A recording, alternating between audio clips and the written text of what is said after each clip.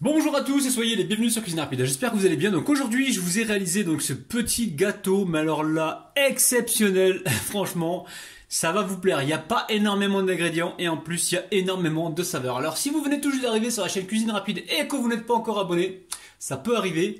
Prenez le temps, vous avez un petit bouton qui vous attend juste en bas de la vidéo, c'est marqué en rouge s'abonner, cliquez dessus, c'est entièrement gratuit et en plus, vous allez apprendre énormément de choses. On part en cuisine, c'est parti. Alors, pour réaliser cette recette qui est vraiment super facile, il va nous falloir 150 g de sucre glace, 2 œufs entiers, il nous faudra également 400 g de noix de coco râpée. Alors 400 g c'est un début, après je vais voir s'il y a besoin de rajouter un petit peu plus. J'en rajouterai, donc ça c'est en fonction de la texture de la pâte, ok. Une cuillère à soupe de vanille liquide et on mettra une pincée de sel. Allez, on démarre tout de suite. Donc là, je vais venir tamiser mon sucre glace directement sur la noix de coco râpée. En même temps, j'en profite pour mettre le sel. Hop là, petite pointe de sel. Et là, je tamise les dévous comme ça avec vos mains pour être sûr que tout soit passé. Voilà. Une fois que c'est fait, je récupère ici une petite maryse. Je vais mélanger ces deux éléments, donc la noix de coco et le sucre glace.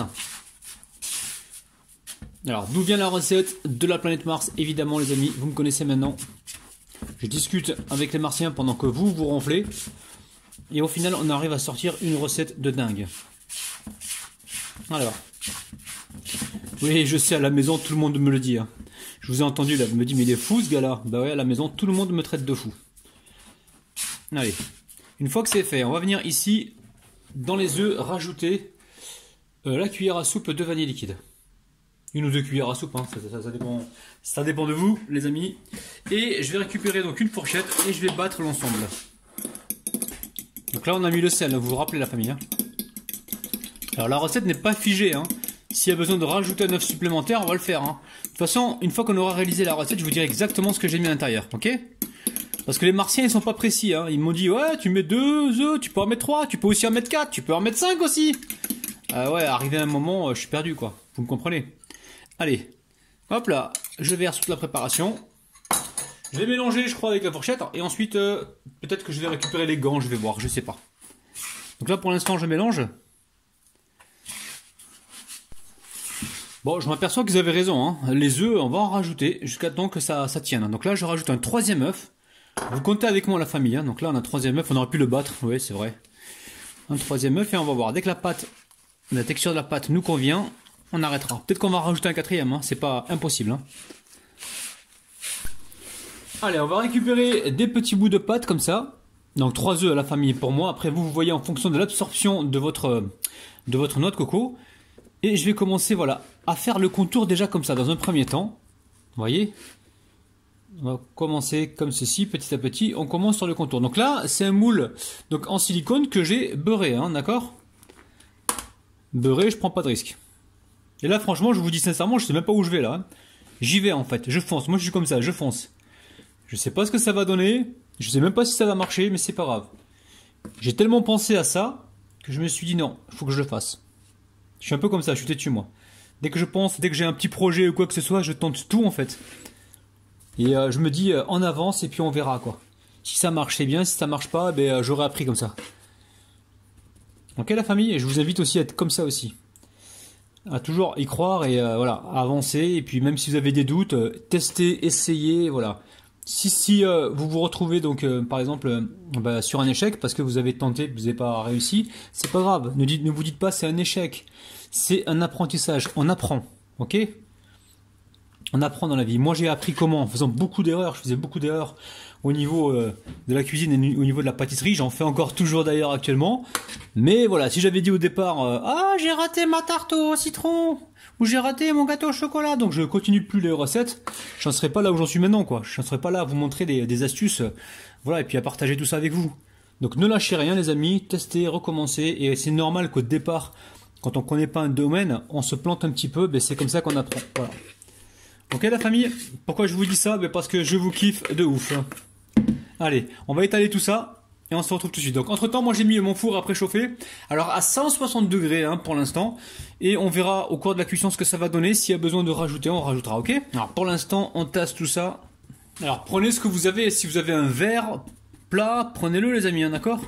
Ok, n'oubliez pas ici, là, vous avez les mains bien propres. Et vous venez comme ça, faire le contour. Voilà. Là, on a notre pâte qui est prête. Et direction le four, hein. Ok, donc je vous dirai le temps exact tout à l'heure. Alors ça a cuit environ 18 minutes à 170, hein. J'ai monté un petit peu, là je le débarrasse rapidement sur une grille. Et je vais laisser pour l'instant... Alors pour l'instant je laisse refroidir. Et je vais voir. Peut-être que je vais pas le laisser complètement refroidir.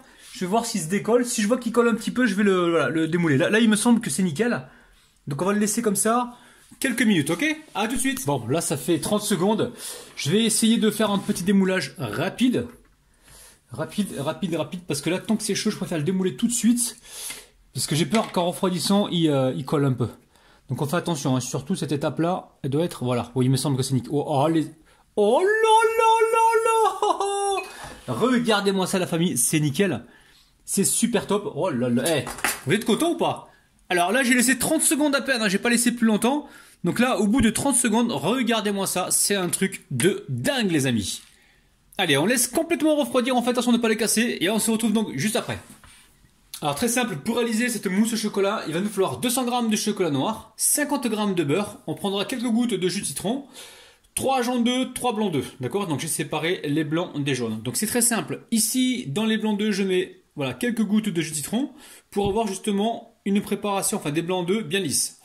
Je mets les jaunes de côté, je ne vais pas m'en servir pour l'instant, je m'en servirai tout à l'heure. Ici j'ai un bain-marie, donc c'est quoi? C'est de l'eau qui chauffe. Et je vais déposer voilà, mon chocolat et mon beurre dedans. Ça va fondre tranquillement. Donc j'évite de faire ça au micro-ondes. Parce que souvent je me fais avoir.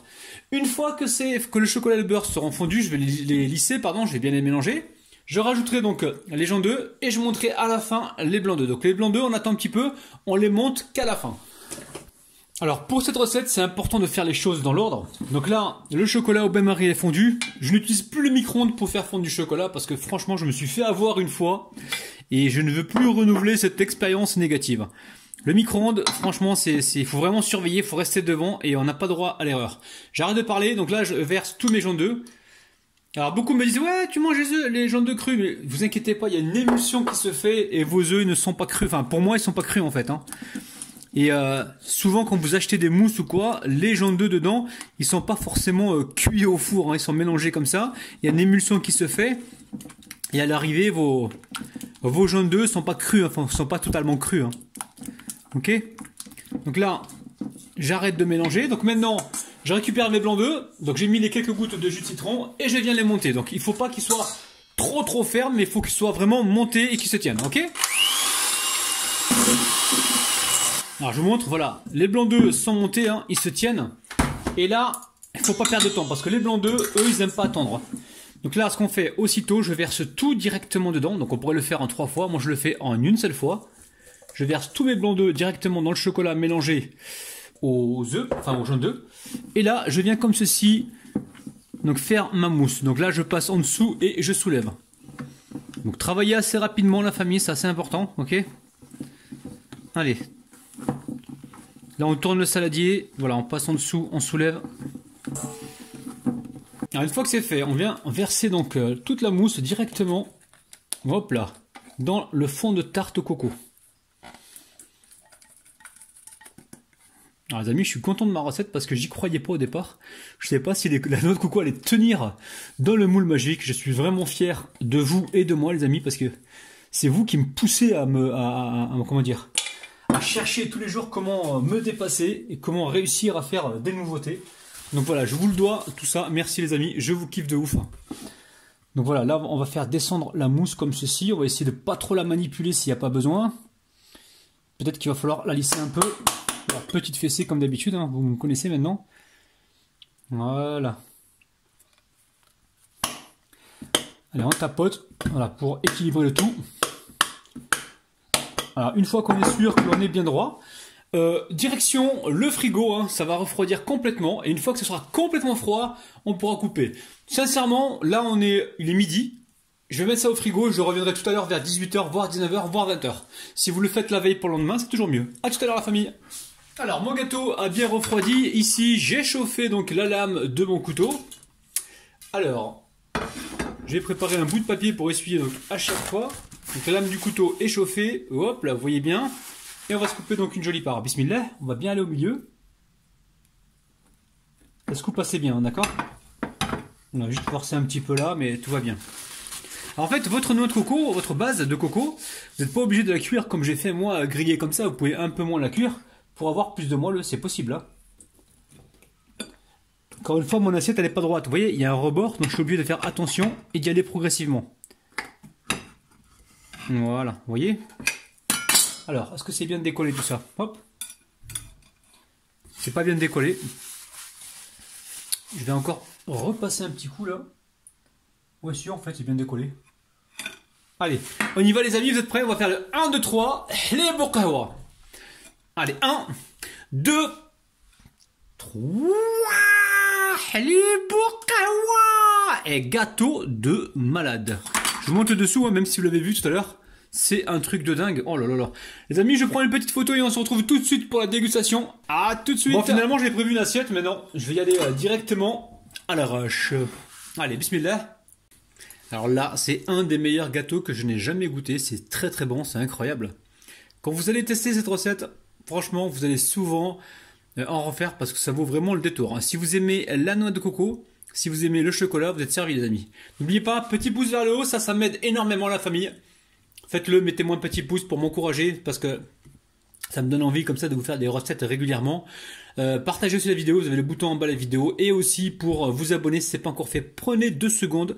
C'est entièrement gratuit. Abonnez-vous la famille, je vous kiffe de ouf. Je vous retrouve demain à 9 h les amis. Bye bye.